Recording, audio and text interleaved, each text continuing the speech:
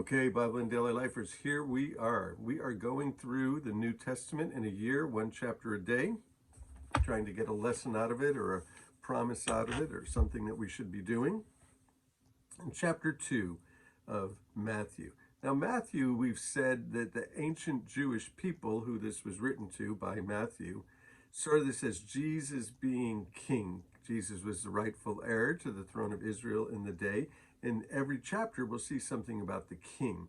In this one here, we see the conflict of the kings, King Jesus and King Herod, who's the ruler over Rome in those days. So let's take a look at it.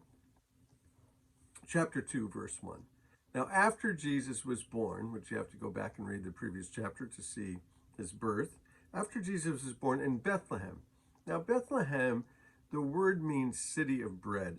In John chapter 6, verse 35, Jesus says that he's the bread from heaven.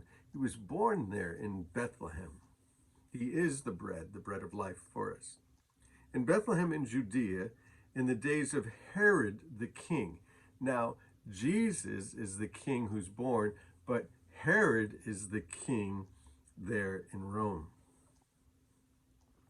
In the days of Herod the king, and behold, wise men or magi from the east of Jerusalem, came to Jerusalem, saying, "Where is born the King of the Jews?"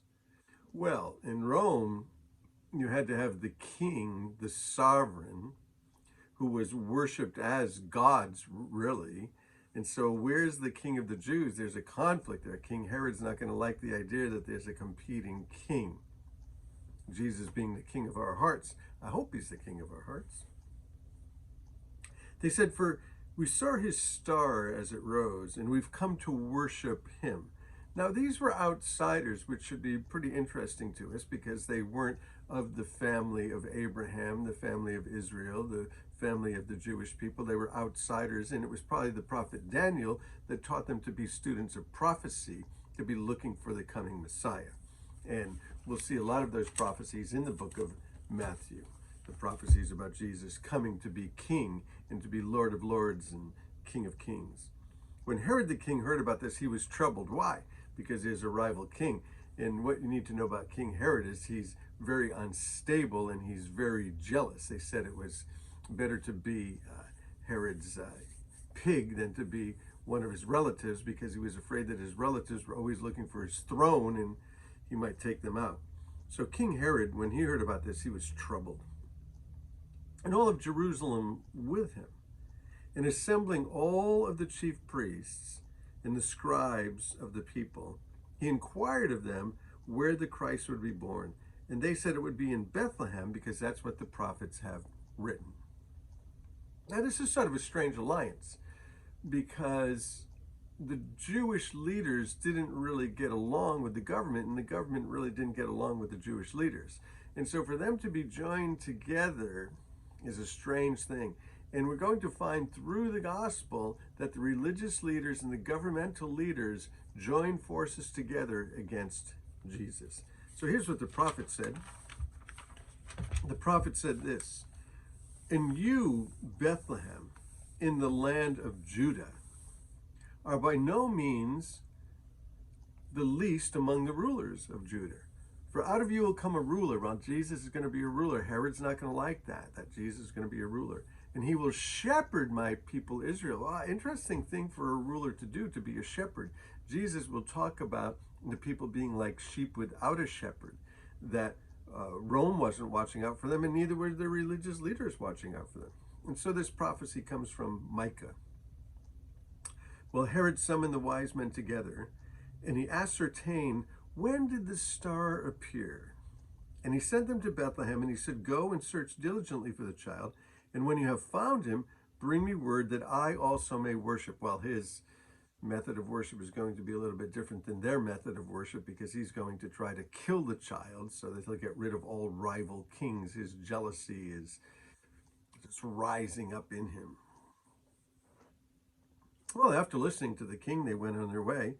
And behold, the star that they had seen, it rose and went before them, and it rested over the place where the child was. And when they saw the star, they rejoiced with exceeding joy. Well, that's what happens when you find Jesus. Joy comes into your life. And they went into the house. So This is probably past the birth. They're going into the house now. He was born in the manger. So they went into the house and they saw the child with Mary, his mother. And they fell down and they worshiped him. Then they opened their treasures. Now, the treasures are pretty interesting. And they offered gifts. Well, that's what we do. We offer gifts to God. What kind of gift can we offer? We offer ourselves. There's nothing that we can give to God that's going to make us right with God, but because of what he's done for us, we're thankful and we offer him gifts. What did they offer him? Gold, frankincense, and myrrh. Well, the gold would be a picture of something which is lasting, the kingship of Jesus. The next one, frankincense. Incense arises, right? The smoke goes up. And in the scriptures, you often see this picture of incense as being a picture of prayer, ascending into heaven. And myrrh, well, that was used for embalming people at death. And so they bring gifts for the king, they bring gifts that represent prayer, going up to God, and they bring gifts for death. Wow, that's sort of unusual. Well, the whole life of Jesus came in order to die, not only to die, but to resurrect from the dead, never to die again, and to ascend into heaven. And so these are the gifts that they bring to him: kingly gifts, gifts of prayer, and gifts for his death. And being warned in a dream not to return to Herod, they departed to their own country by another way, because Herod was going to go after them, and Herod was going to try to kill the baby. And so God intervenes in a dream. God could give you a dream and intervene in your dreams. And they go another way. Well, it says, now, when they had departed, the Magi, behold, an angel of the Lord appeared to Joseph in a dream. So God is speaking in dreams to these people. And he said, rise and take the child and his mother and flee to Egypt and remain there until I tell you. For Herod is about to search for the child to destroy him. So rise, flee. They're learning now some lessons of guidance, learning to listen to God. Mary and Joseph, learning to listen to God. They rose, they took the child and his mother by night, and they departed to Egypt. And they remained there until Herod died, when Herod wasn't looking for the child anymore. And this was to fulfill what was spoken of by the prophets, because this book, Matthew, is written primarily to the Jewish people who had all of these prophecies, 300 prophecies about the Messiah coming, and written over the centuries, various prophets in various times and various places. Well, this prophet comes from a prophet named Jeremiah. And it says, out of Egypt have I called my son.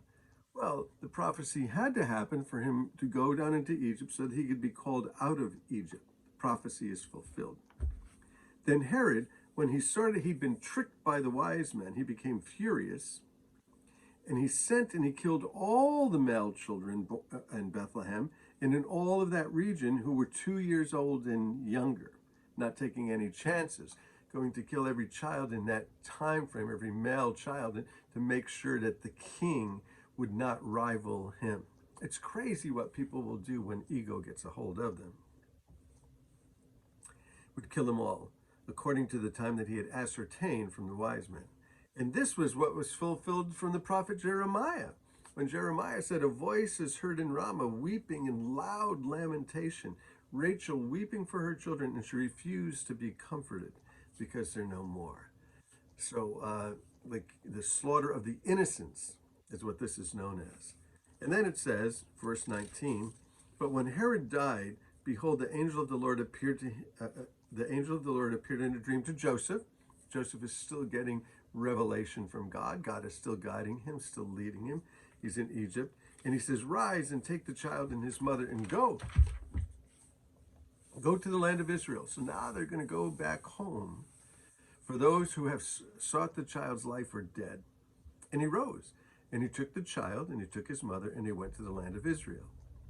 But when he heard that Archelaus was reigning over Judea in place of his father Herod, he was afraid to go there, and being warned in a dream, he went into the region of the Galilee.